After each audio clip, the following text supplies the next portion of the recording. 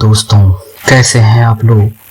मैं प्रदीप ठाकुर एक बार फिर से आप लोगों के बीच हाजिर हूँ एक नए विषय के साथ, एक नई कहानी के साथ कि हमारे जीवन पर संगत का कैसा असर होता है।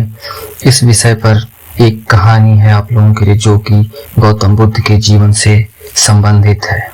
जी हाँ, एक बार एक बौद्ध भिक्षु भिक्षा लेने के लिए एक नगर में गया हुआ था और सारे नगर के लोग उसकी सेवा करना चाहते थे, क्योंकि उस समय बौद्ध भिक्षुओं का बहुत सम्मान था।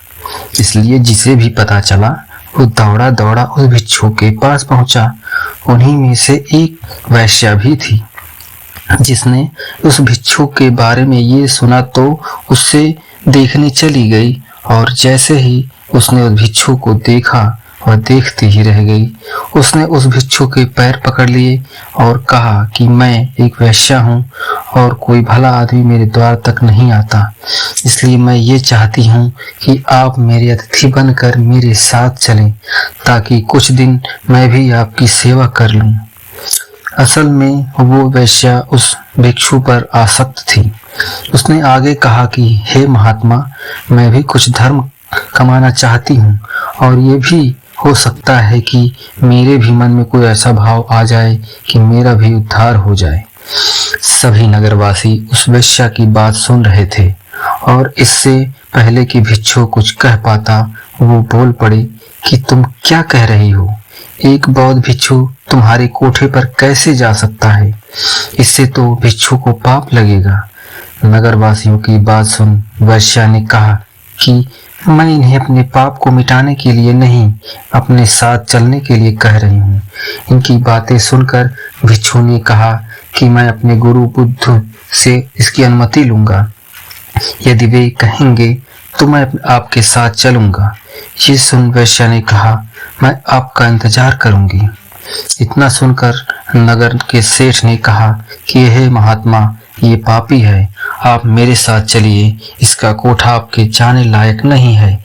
इतना सुनते ही वो वैश्या बोल पड़ी कि अब तो इस नगर वाले सारे अमीर पापी हैं, वे सभी मेरे पास आ चुके हैं और सेठ जी आप भी तो मेरे पास आते हैं, तो तुम पाप से कैसे मुक्त हो? तुम भी पापी हो। यदि ये महात्मा मेरा उद्धार करना चाहते हैं तो तुम्हें कोई आपत्ति नहीं होनी चाहिए। नगर का सेठ चुप हो गया और बौद्ध भिक्षु गुरु बुद्ध के पास अनुमति लेने लौट गया। गुरु के पास पहुंचकर उसने अपने साथ घटना हुई थी उसके बारे में अपने गुरु को जानकारी दी। गुरु के सभी चेले ये बात सुन रहे थे और सोच रहे थे कि अब गुरु क्या कहेंगे। कुछ चेले सोच रहे थे कि अनुमति नहीं मिलनी चाहिए और कुछ ऐसे चेले भी थे जो चाहते थे कि अनुमति मिले ताकि वे भी कल किसी ऐसे स्थान पर रहकर कुछ समय बिता सकें। गुरु ने सब कुछ सुनकर कहा, जाओ और उस औरत का भला करो। आज्ञा पाकर भिक्षु लौट गया और कुछ महीने बाद उसी औरत वैश्या के साथ लौट आया। उसे औरत के साथ आया देख सभी चेले आपस में कहने लगे कि देखा, संगत का असर, आखिरकार इस औरत ने अपना जादू चला ही डाला और अच्छे भले भिक्षु को सांसारिक जीवन जीने वाला बनाकर अब शायद विवाह की अनुमति लेने आई है। लेकिन गुरु को पता था अपने चेले की, इसलिए गुरु उन्हें आता देख मुस्कुरा रहे थे। भिक्षु ने अपने गुरु के पैर पकड़े और कहा, हे गुरुजी, मैंने इस औरत का उद्धार कर दिया है। अब ये एकदम शुद्ध आत्मा बन चुकी है, अतः इसे भी अपना शिष्य स्वीकार करें। ये सब सुनकर सभी भिक्षु आश्चर्य में पड़ गए। ये कैसे हुआ?